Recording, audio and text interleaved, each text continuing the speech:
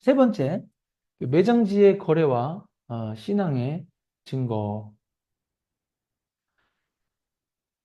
창세기 23장 4절까지만 읽으면 그 매장할 소유지를 이렇게 달라고만 아브라함이 얘기했지. 이때까지는 아브라함이 어떤 구체적인 장소를 언급하지는 않았습니다.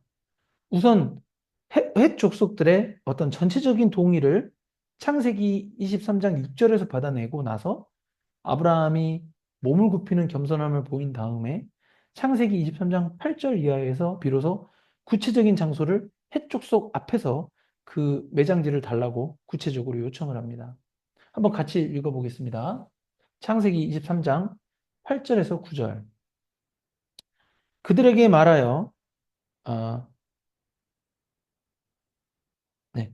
그들에게 말하여 이르되 나로 나의 죽은 자를 내 앞에서 내어다가 장사하게 하는 일이 당신들의 뜻일진데 내 말을 듣고 나를 위하여 소알의 아들 에브론에게 구하여 그가 그의 반머리에 있는 그의 막벨라 굴을 내게 주도록 하되 충분한 대가를 받고 그 굴을 내게 주어 당신들 중에서 매장할 소유지가 되게 하기를 원하노라 하매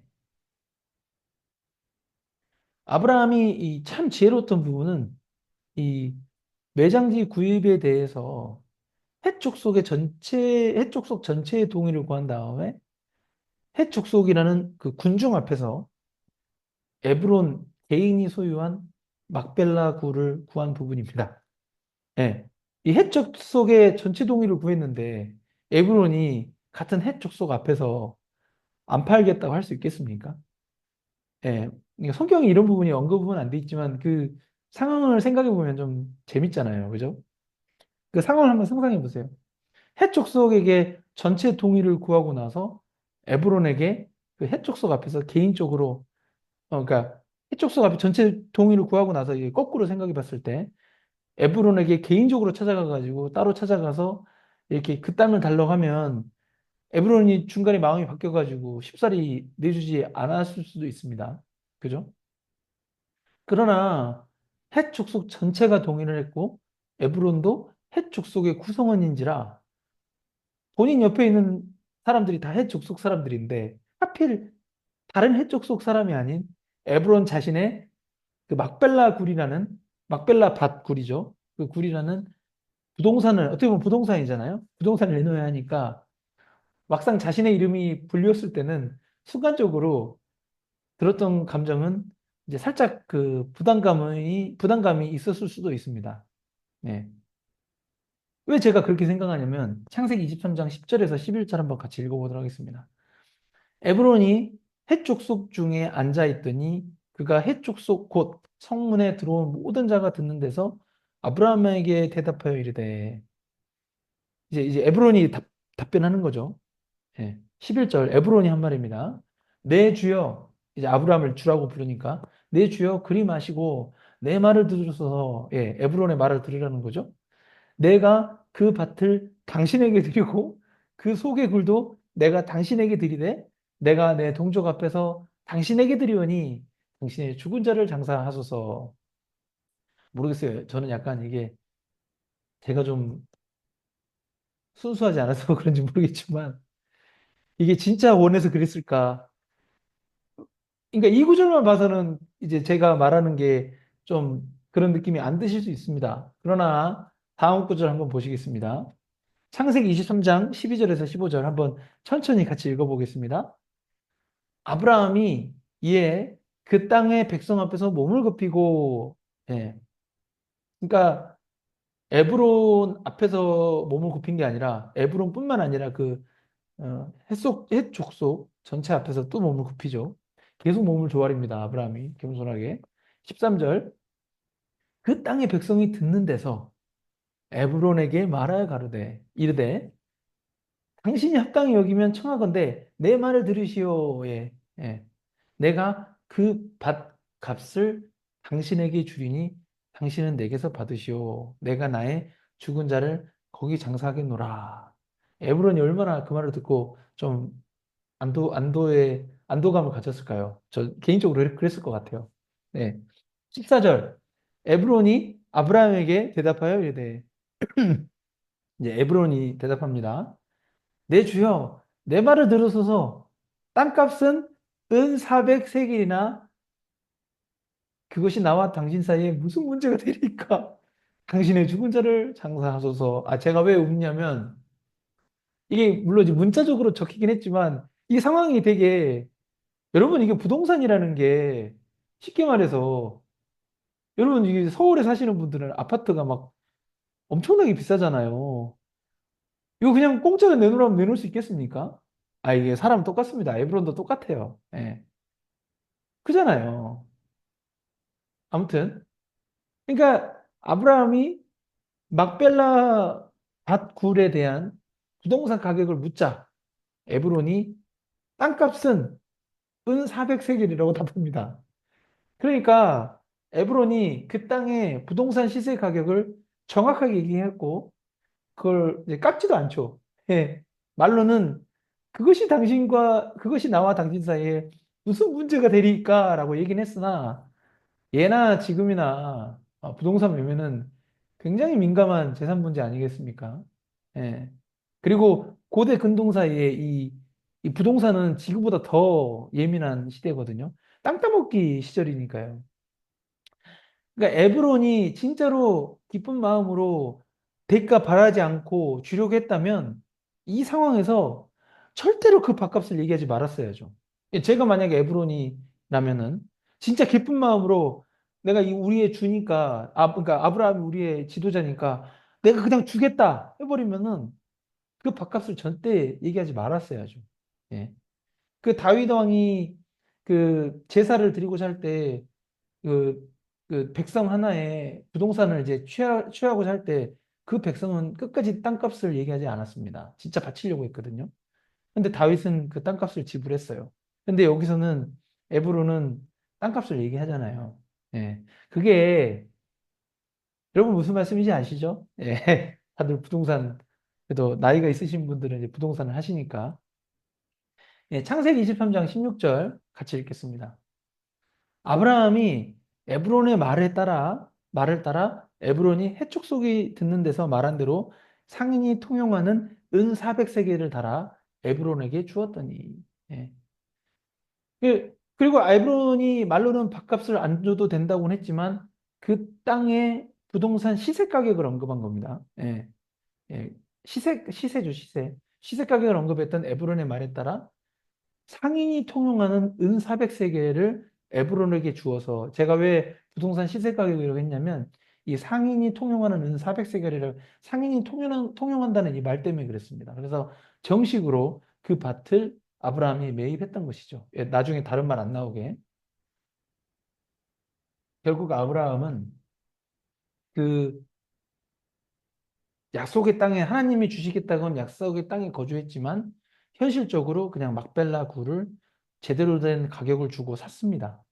그리고 막벨라 굴이 마므레 앞이라는 것은 그 다음 구절에 언급되어 있습니다. 예, 한번 같이 읽겠습니다. 창세기 23장 17절에서 18절. 마므레 앞 막벨라에 있는 에브론의 밭, 곧 그 밭과 거기에 속한 굴과 그 밭과 그 주위에 둘린 모든 나무가 성문에 들어온 모든 해촉속이 보는 데서 아브라함의 소유로 확정된지라. 예. 그런데 이 마므레 앞 막벨라라고 되어 있는데 도대체 그 마므레라는 장소가 어떤 장소였습니까, 여러분? 제 창세기 1장부터 22장까지 제 주일 설교를 꾸준히 들으신 분들은 아마 바로 아실 텐데 또 오늘 예배에 처음으로 참석하시는 분이 있을 수 있기 때문에 예, 제가 이 마므레라는 곳이 어떤 장소인지 좀 더 구체적으로 말씀드리도록 하겠습니다. 창세기 13장 18절 같이 읽겠습니다. 예, 창세기 13장 오늘은 창세기 23장을 읽었고요. 이거는 이제 10장 앞인 13장입니다. 13장 18절 다 같이 읽겠습니다. 시작. 이에 아브라함이 장막을 옮겨 헤브론에 있는 마므레 상수리 숲에 이르러 거주하며 거기서 여호와를 위하여 제단을 쌓았더라. 아멘. 그러니까 아브라함이 아브라함이었을 때 이름이 한번 바뀌었죠. 조카 롯이 그 아브라함의 조카 롯이 눈에 좋아 보이는 소돔 땅으로 가기로 결정하였습니다. 그때 아브라함은 하나님께 약속의 말씀을 듣고 나서 처음 이주한 곳이 바로 이 헤브론이었고 헤브론에 있는 마므레 상수리 숲에 이르렀을 때 여호와 하나님을 위해서 제단을 쌓았던 곳이 바로 이 헤브론의 마므레였습니다. 네. 예, 창세기 18장 1절, 이제 그 5장 뒤에 18장 1절을 같이 읽도록 하겠습니다.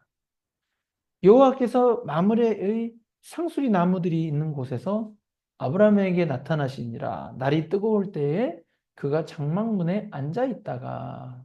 아멘. 예, 그리고 이 창세기 18장에서 여호와께서 두 천사와 아브라함 앞에 직접 나타나셨는데 그 장소가 바로 이 헤브론의 마므레 지역이 마므레였습니다. 결국 이 마므레는 하나님께 제단을 쌓았던 곳이고 창세기 13장에서 그리고 창세기 18장에서 하나님을 직접 눈으로 보고 만났던 곳으로서 이 마므레라는 이 장소 자체가 그냥 영적으로 의미가 뿜뿜뿜 있는 곳이었습니다. 영적 의미가 있는 곳이었어요. 그리고 이 아브라함은 이 중요한 곳에서 아내 사라를 묻고자 했기 때문에 그리고 자신도 죽고 나서 육체적 죽음을 맞이하고 나서 그곳에 묻히기 위해서 이 가족의 매장지로 사용하기 위한 것이었습니다. 그래서 여기서 주목할 점은 아브라함이 해축 속의 호의로 무덤을 무료로 제공받을 수 있었지만 그런 미래에 있을 어떤 분쟁을 없애기 위해서라도 그런 정당한 부동산 시세 가격을 지불하고 매입했다는 점이 굉장히 중요한 부분입니다. 그래서 이 막벨라 구를 매입한 이 부동산 거래는 단순한 어떤 경제적 활동을 넘어서서 하나님의 약속을 향한 아브라함의 믿음의 행동이었다라는 것이죠.